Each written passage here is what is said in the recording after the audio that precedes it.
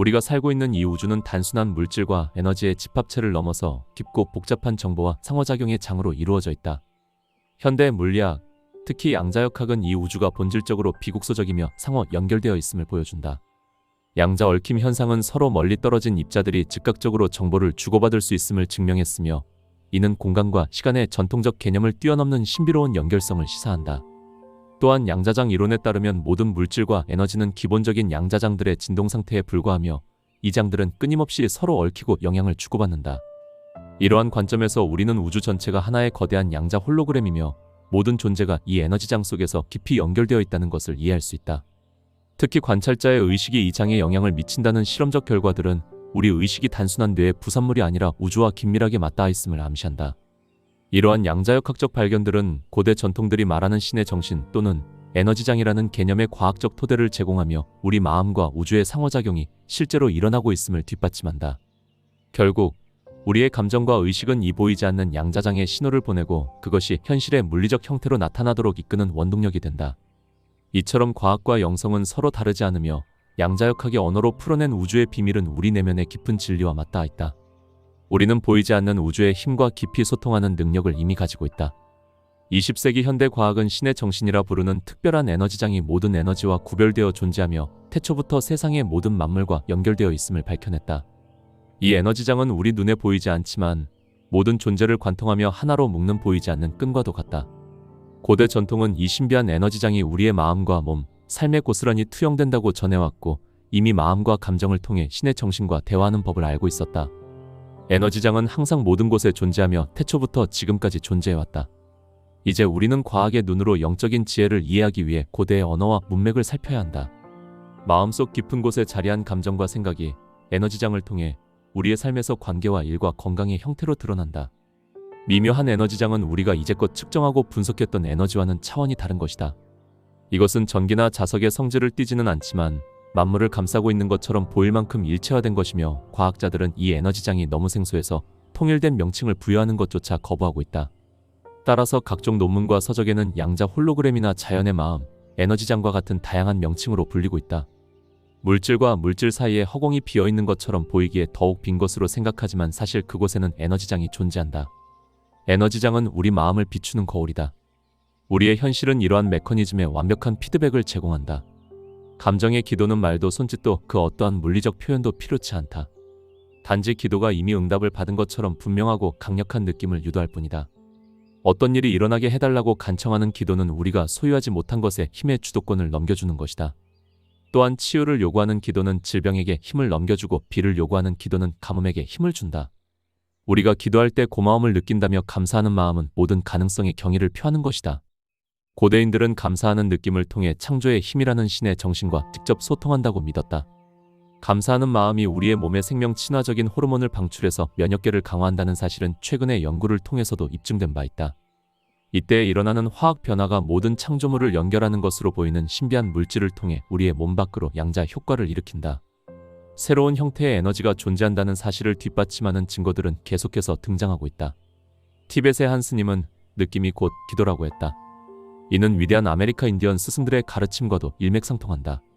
그리스도교와 유대교의 전통 또한 마찬가지다. 2500년 전 기록된 문서에도 이러한 지혜를 정확히 묘사하는 글이 등장하는데, 한 예로 평화복음에서는 이 땅과 만물이 신의 왕국을 비추는 영상일 뿐이라고 말하고 있다.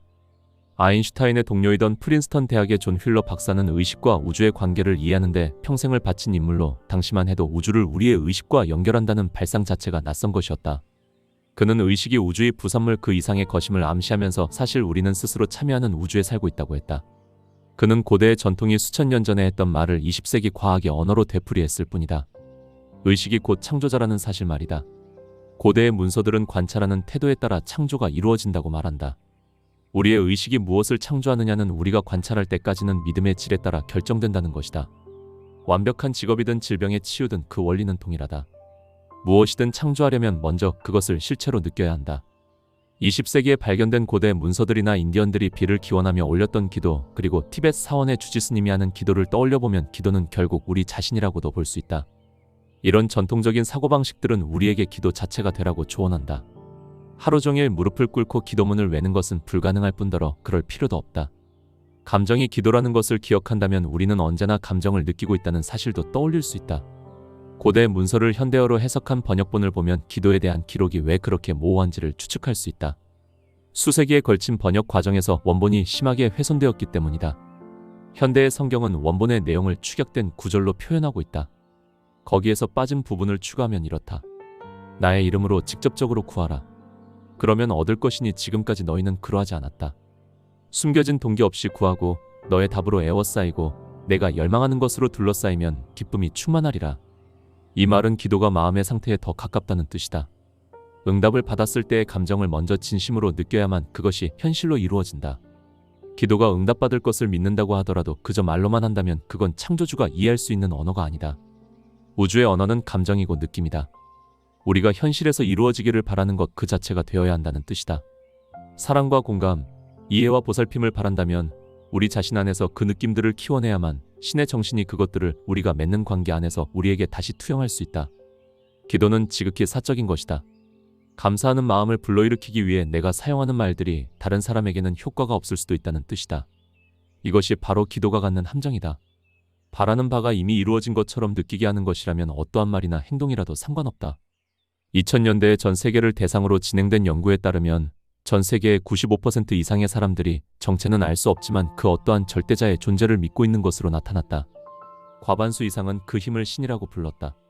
그렇다면 우리들 대다수가 믿고 있는 그것과는 어떻게 소통할 수 있을까? 그에 대한 해답은 수천 년 전 고대인들이 자연의 비밀을 설명한 내용에서 찾아볼 수 있다. 인간과 신을 연결하는 언어는 바로 느낌과 감정이다. 당신의 인생에서 일어나기를 바라는 것이 무엇이든 그것이 이루어지기를 바라지 말고 이미 일어난 것처럼 느껴야 한다. 심호흡을 하면서 기도가 이루어졌을 때의 충만감을 구체적으로 모든 면에서 느껴보라. 그리고 기도가 응답을 받은 뒤 달라진 당신의 인생에 대해 감사하라. 도움을 요청하면서 느끼는 간절함과 열망이 아니라 이미 이루어졌음에 감사하는 마음에서 비롯되는 편안함과 해방감을 만끽하는 것이다. 고대인들의 암시처럼 에너지장은 인간의 감성에 응답한다. 우리가 그것을 어떻게 규정하든 저 너머에는 분명 어떠한 힘이 끊임없이 우리를 결속시키고 절대자에게 연결시키는 거대한 자석처럼 존재하고 있다. 20세기 후반에 진행된 한 실험은 우리가 에너지장 속에서 헤엄치고 있으며 에너지장은 우리 모두가 세상의 사건들이 우주 만물과 연결되어 있음을 보여준다. 양자 홀로그램이나 신의 정신 등으로 불리우는 이 연구는 우리의 마음속에 품은 믿음과 기도가 에너지장을 통해 주변 세상으로 전달된다는 것을 입증했고 우리를 세상과 연결시키는 에너지장과 소통하는 방법은 바로 느낌과 감정에 있다는 것이 여러 연구를 통해서도 밝혀지고 있다. 기도가 효력을 발휘한다는 믿음하에 당신만의 기도를 올려보라. 오랫동안 전해진 기도문들은 기도자의 감정을 이끌어내도록 고안된 것이다. 시간과 공간을 초월해서 언제나 변함없는 우리의 일부인 심장에게 말을 거는 것이다. 그 말이 당신의 마음 안에 어떠한 감정을 불러일으키든 그 감정이 바로 당신의 위대한 기도인 것이다. 우리는 보이지 않는 에너지장 속에서 살아가고 있다. 이 에너지장은 우리 의식과 감정을 통해 끊임없이 소통하며 우리가 경험하는 현실을 만들어낸다. 기도는 단순한 말이나 바람이 아니라 마음 깊은 곳에서 이미 이루어진 것을 느끼는 감정의 표현이다. 감사하는 마음과 충만한 느낌은 신과 직접 연결되는 다리이며 우리 몸과 마음의 생명력을 불어넣는다. 고대부터 전해 내려온 이 진리는 현대의 과학과 만나 더 확실한 근거를 얻고 있다. 우리가 현실을 창조하는 주체임을 깨달을 때 삶은 더 이상 우연에 맡겨진 것이 아니라 우리 의식에 반영이 된다. 이제는 우리가 어떤 감정을 품고 어떤 마음으로 바라보느냐가 현실을 결정한다. 내면의 평화와 사랑, 감사의 감정을 키워야 한다. 그 감정들이 삶과 세상의 기적을 불러올 것이다. 우리는 모두 서로 얽혀있는 우주의 파동이며 우리의 의식은 그 거대한 흐름 속에서 의미를 창조한다. 현실은 고정된 실체가 아니라 우리의 내면이 투영된 거울이며 그 깊이에 따라 세상이 변화한다. 의식의 힘으로 자신과 세상의 경계를 허물 때 비로소 진정한 자유와 창조가 시작된다.